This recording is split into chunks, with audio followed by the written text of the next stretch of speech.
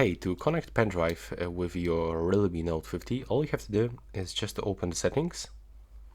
Now you will have to scroll down, move into the system settings, and now scroll all the way down and find OTG connection, and you have to simply turn it on by clicking on this switcher.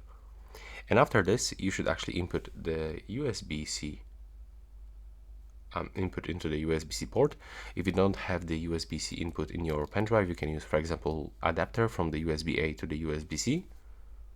So now plug it here, and you should actually get this notification in your status bar. There we go. It actually looks like empty space, but when you open your notification panel, you can find a notification from the USB drive. So you have to just click on it.